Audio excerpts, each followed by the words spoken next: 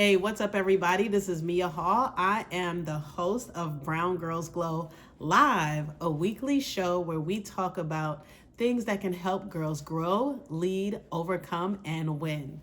I talk about these things in my book, Glow Girl. And this week, I'm going to be going through chapter 10 of the book. For the last few weeks, few months, I have been going through chapters of the book and just explaining them and providing more context for them so that listeners and readers can use this kind of like as a book club guide or study. And my goal is always to help young women to dream big, take their education seriously, and get mentors, because that is the three things that I believe helped me. And so that's what I want to continue to do with this show. So for the past, 9 weeks, basically, probably 10, I have been going through the chapters, but we are on chapter 10 because I believe that there was a week that was skipped.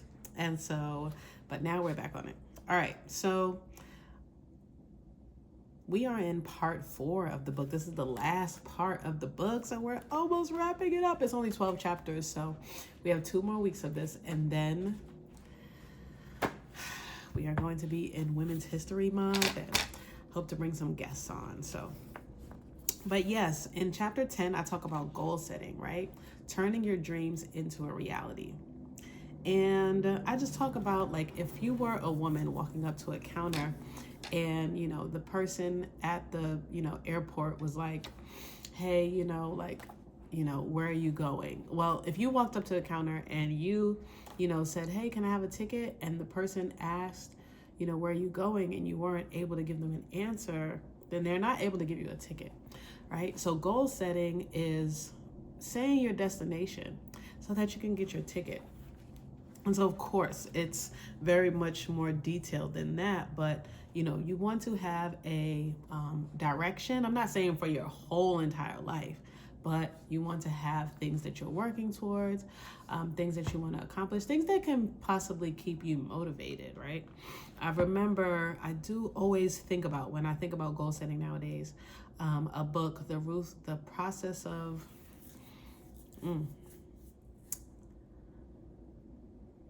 There's a book called To Hell with the Hurry, but then there's also The Ruthless Elimination of like busyness or something like that. And he talks about, and I think it's in the To Hell with Hurry, where he talks about like, Julius Caesar, or let me do a woman, like Queen Nefertiti. She didn't have a vision board, right? She didn't have a list of goals. Now, granted, the way she became queen and, what she did, it was very different than, what we have these days, and everybody adapts. So can't really compare it, but these people didn't have like a vision board and goals that they wanted to accomplish by a certain age. But I'm not saying that you have to do that either, but I am saying that I knew, right?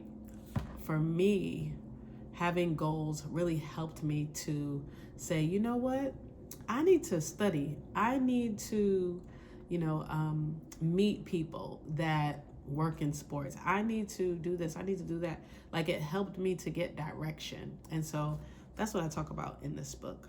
I talk about how when I was working at the High School of Sports Management, I worked at the High School of Sports Management for 5 years. And while I was there, I found out that the New Jersey Nets were moving to Brooklyn to become the Brooklyn Nets. And I promise you, I prayed and prayed and prayed and prayed, like, because God allowed me to, on my way to work, pass by where they were building the arena where the Brooklyn Nets would play. Period. Basically, he allowed me to pass it every day. So I passed the construction site. I literally saw the building being built because that's the way that I went to work every day. That's the way I went to the school every day. And I was like, I'm going to work there one day. I'm going to work there one day. So that was a goal that I set, right? And then to reach that goal, I really locked in, and I knew that every problem can be solved through a person. right? The person is usually, if you can't solve it, right, you either solve the problem yourself, like, of course, you can use the internet, AI, whatever, you know what I mean? But, you know, either you have to do something about it or you have to get another person to do something about it. It's not like it could just, you know, happen out of thin air. And so I knew that I would have to get in contact with somebody, which I did. Thankfully, I was in touch with somebody whom I met while they were actually at another company before they came to the Nets. But yes, I met this woman that I'll say Elisa. She, at the time, she worked at AT&T when I met her, working at the high school. But then, you know, probably a couple months after I met her, they brought her on to work on the marketing for the New Jersey Nets to transition into Brooklyn. And so I stayed in touch with her for 2 years. I told her every time that I was coming to the arena. So that meant that I was going to New Jersey from Brooklyn to attend games and to really familiarize myself with the team, like, because I knew I was going to be working there. So I was like, well, you know, even in the Bible it says wherever you set, in Joshua 1 verse 2, I believe, he says, God says, wherever you set foot, you will be on land that I have given you, right? Just like I gave your servant Moses.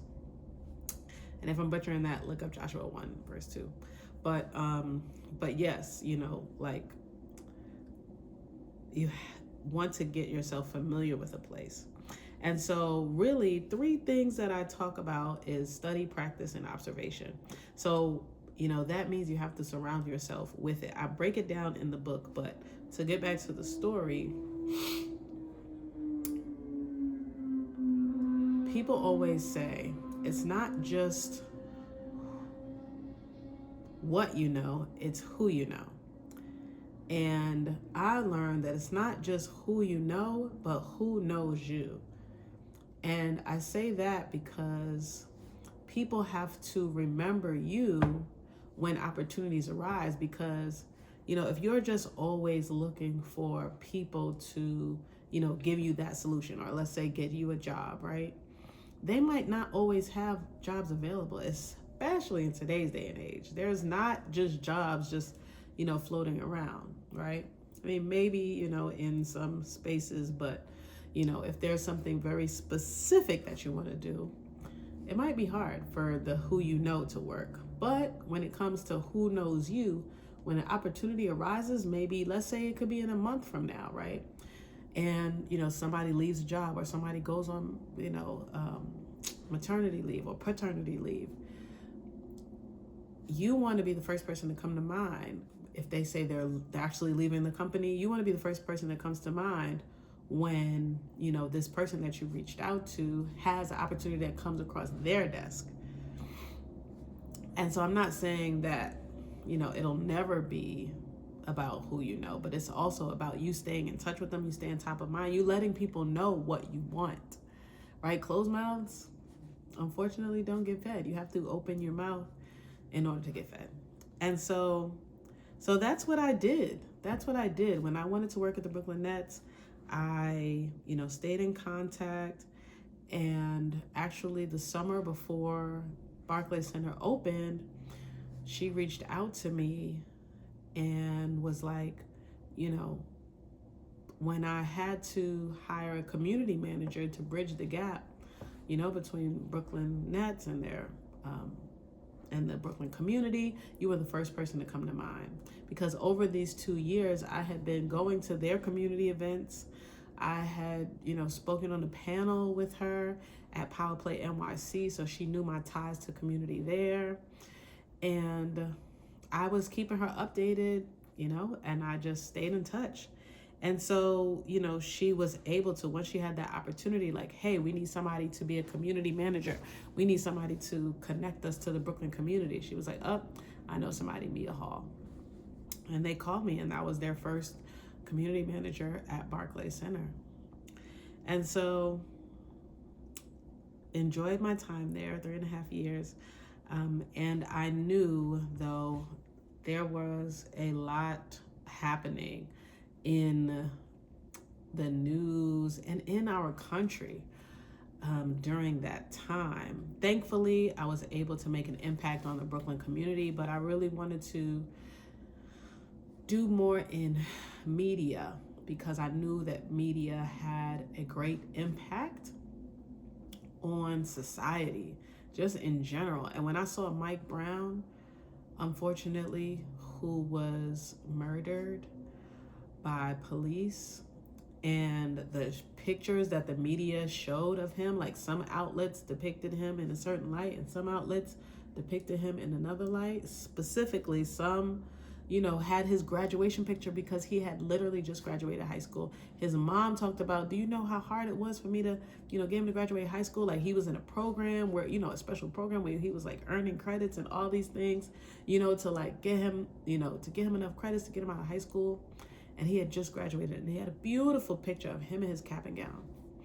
Then you had a picture of him, hanging out, being a regular kid, but people are trying to shape him as a thug, trying to shape him as somebody who deserved to be stood over. If you, look at the documentaries and see how, he was not only shot at from the back, right? Then stood over and shot so that, the officer can make sure that he killed him. Like, what was he even? He didn't have anything on him, no defense, right? Nothing. And was just shot cold-blooded. And then left there for 4 hours. Like, I was just like, okay, I have to do something for social justice. I know that I can get out and march. And I did. I went to marches and things like that. But I was like, what can I do long term? How can I use my gift in order to fight for social justice? And that's what made me say, you know what? I can use my pen. I can use media. I can use writing. I can use storytelling to reconstruct the narrative that, unfortunately, people in power, people with money, or people who are able to control, media outlets, that they put in the atmosphere. And so that's why I said, you know what? I need to be working 40 hours a week in media. I remember 2015, the whole entire year, that was on my prayer list for me to work full-time in media, because I knew that I wanted to tell our story. I wanted to tell, and I wanted to have other people tell our story, right? I didn't want other people to twist the narrative. I wanted to be able to be in the room where they make these decisions. And thankfully in 2016, I was, right? God allowed me to not only get a job in media, I got a job at NBC. Not only at NBC, on NBC's BLK, their Black news culture outlet. And I was the associate producer, the first associate producer on that platform. My editor was, who was the, top, was Amber Payne. And she's an amazing journalist, still out there doing amazing work now. And I was able to do exactly what I said I wanted to do.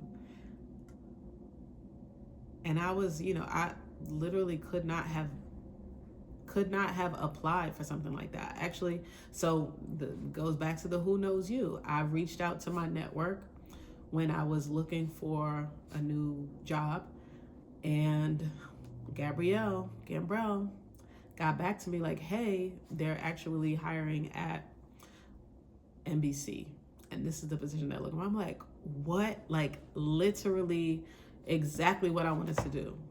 And this because I had a goal. Like, I had a goal. I wanted to, fight for social justice through media. And God allowed me to work, for a media outlet that was literally talking about Black culture on one of the biggest news platforms there are in our country.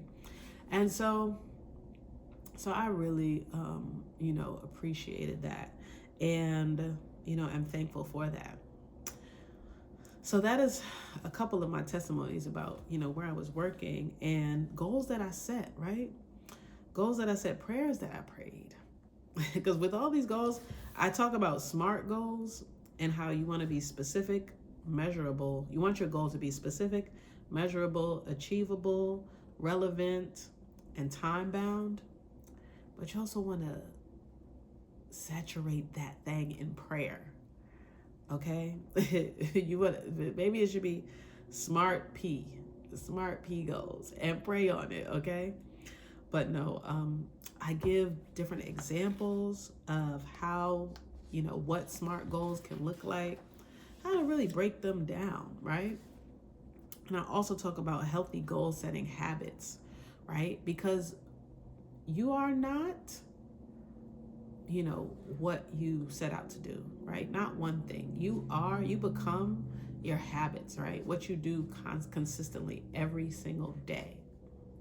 And so habits are really what will get you towards your goal. Your habits, what you do day in, day out. Are you just working towards it? I remember CJ, ET, they talk about, I remember one podcast, Secret to Success podcast.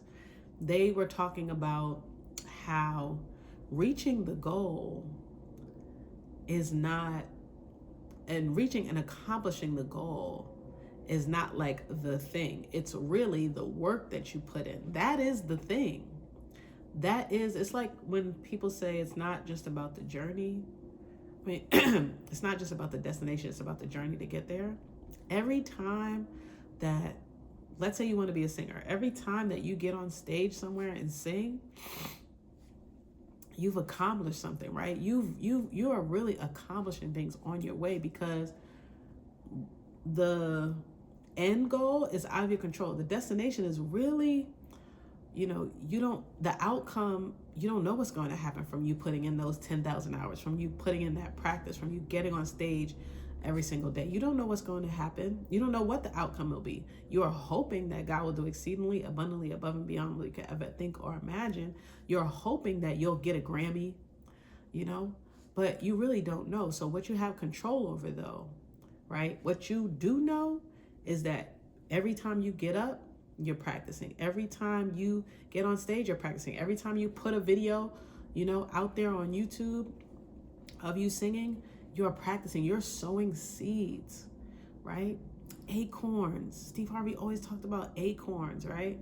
Acorns are super small, but they grow into big trees, right? You keep on planting those acorns. You don't know what kind of tree your goal is going to turn into. And so that's why I came to encourage you. Set those goals, do those habits, right, towards your goals. Study, practice, observation. Let that be cyclical. Let that be, habits that you build. If you're a writer, write. I love films, and I want to produce them, all the time. And so I have to produce content. I have to tell stories, right? I have to write. I have to read.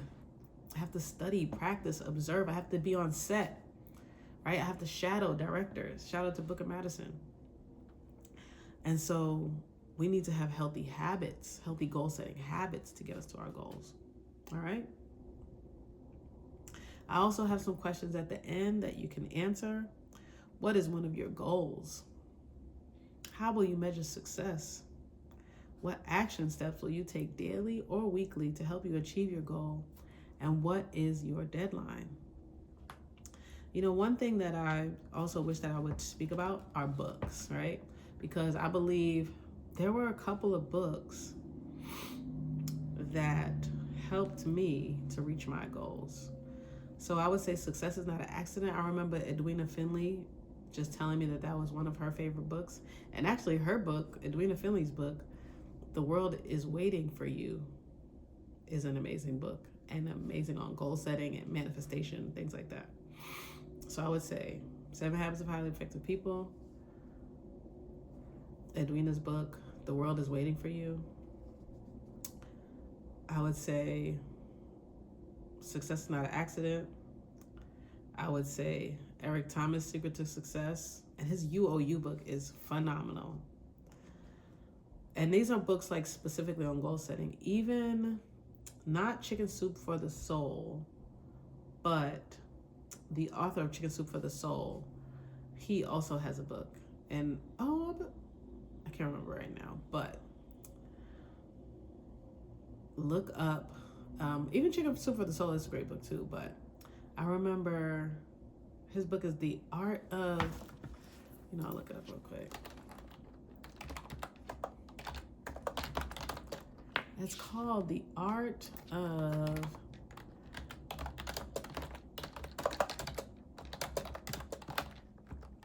Jack. There it is, Jack Canfield book. I'm going to get this for you because it is amazing. And the success principles.